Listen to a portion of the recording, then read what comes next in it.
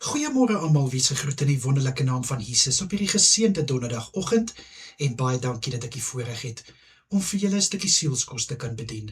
Nou wanneer ons die woord afgod hoor, dan dink ons dadelik aan hierdie beeltjies.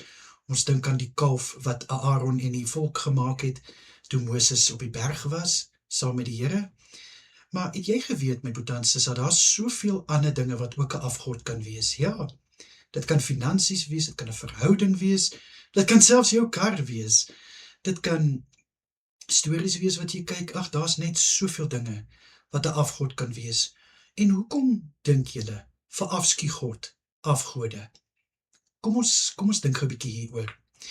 In die eerste plek, afgode het nie die mag en die krag wat die Here het nie. Hulle kon nie die aarde geskep het nie.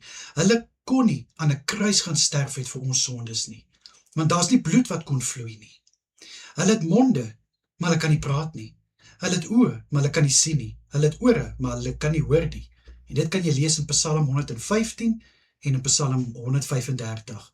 Selfde ook in Jesaja 44 lees ons ook van hoe afbeelde gemaak word. Hulle word gemaak, maar wat se betekenis het hulle? Niks nie. Daai goed gaan ook vergaan, soos wat alles op aarde gaan vergaan.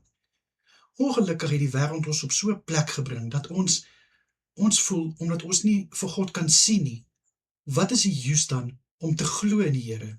Kom ons maak vir ons iets wat ons kan sien, wat ons in kan glo, en dis die verkeerdste ding wat ons kan doen, my boete en sissa. Dit is om dinge te verafgod. Want, kyk, in Exodus 20, ek wou nou net seker maak, wil nie vir julle verkeerde skrif gee nie. In Exodus 20 lees ons dat die eerste gebod is, julle mag naas my geen ander gode dien nie. En wat is dit as jy 'n afgod het? Dan aanbid jy mos daai afgod.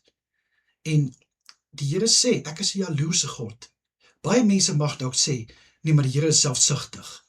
Nee, dit is nie waaroor dit gaan nie, my boete en sissa. Hier gaan dit oor dat alles op aarde behoort aan ons hemelse Vader. So hoekom wil jy iets anders te aanbid, wat geen betekenis het nie, wat geen enigsins waarde het nie? Nee, maar ons hemelse Vader, God almagtig, die Heer van die leerskare, deur wie alles geskep is, alles tot stand gebring is Koning Jesus. En daarom verdien hy alle lof en alle heerlikheid en al die aanbidding. En dis hoekom, my boete en sissa, as daar iets in jou lewe is, wat God se plek gevat het, dan wil ek vir jou sê, dat vandag die dag is, om van dit ontslae te raak. Om te begin besef, in wie se hande is alles. Beslis nie 'n afgodse nie. 'n Afgod is juis in die hande van Koning Jesus. Ek meen, Dagon was ook 'n afgodsbeeld, en nie eens Dagon kon voor die teenwoordigheid en die aangesig van die ark bly staande bly nie. So, my boete en sissa, ek wil vandag vir jou aanmoedig, dat wat daar ook al in jou lewe is, wat God se plek gevat het, is dit tyd dat dit verander. Dis tyd dat dit verander. En as dit nie kan verander nie, dan is dit iets wat moet verwyder word. Dit is nie altyd lekker om goed te verwyder nie, maar as dit in Jesus se plek staan, dan is dit tyd om dit te verwyder, my boete en sissa. Kom ek bid vir ons.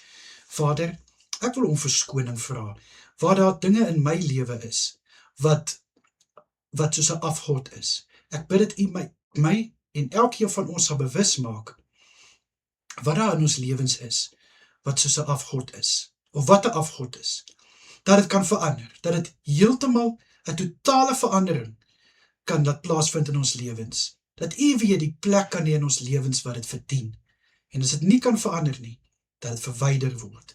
Asseblief, Here, in Jesus Christus naam is dit my gebed. Amen en amen. My boete en sissa, julle moet 'n wonderlike dag verder hê. Kyk asseblief mooi na julleself, en natuurlik, as dit die Here se wil is, bring ek môre weer vir julle 'n stukkie sielskos. Tot dan, mooi bly almal, totsiens.